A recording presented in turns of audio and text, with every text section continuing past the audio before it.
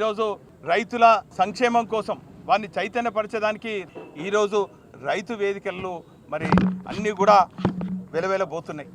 ఈరోజు ఏ ఒక్క హామీ కూడా కేవలం రైతులే కాదు అన్ని వర్గాలకు ఇచ్చినటువంటి డిక్లరేషన్లు ఏ ఒక్కటి కూడా అమలు కాకుండా మరి ఈరోజు కాలయాపన చేస్తున్న కాంగ్రెస్ పార్టీకి కనువిప్పయ్యే విధంగా ఈ సదస్సు మరి నిర్వహిస్తామని కూడా ఈ సందర్భంగా తెలియజేస్తున్నాం.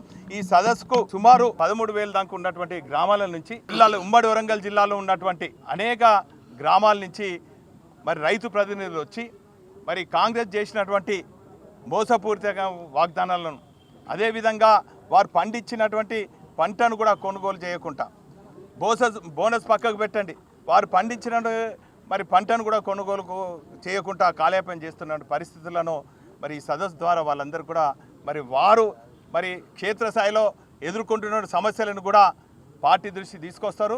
ఖచ్చితంగా పార్టీ దగాబడ్డటువంటి ఈ తెలంగాణ రైతాంగానికి అండగా ఉండటమే కాకుండా రాబోయే 2 ఏళ్లలో ఖచ్చితంగా కేసీఆర్ గారు ముఖ్యమంత్రి అవుతారు.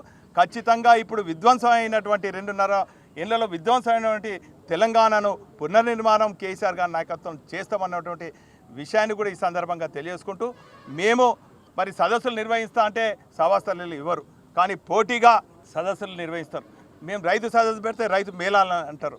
ఏం మేలు చేసిండ్రని మీరు మేళాలు నిర్వహిస్తున్నారు? నిజంగా మీకు చిత్తశుద్ధి ఉంటే మాకు పోటీ సభలో మాకు పోటీ సదస్సులు నిర్వహించడం కాదు.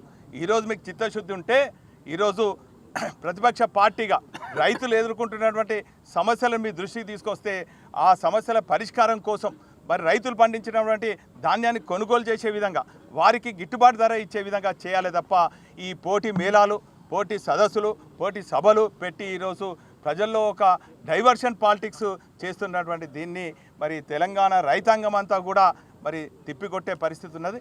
ఖచ్చితంగా ఇప్పటికైనా మరి ఈ పోటీ సదస్సులు, పోటీ మేళాలు కాదు, మీరు రైతులకు మేలు చేయాలని చెప్పి ఒక ప్రధాన ప్రతిపక్ష పార్టీ కార్యకర్తగా గులాబీ సైనికునిగా మేము డిమాండ్ చేస్తున్నాం.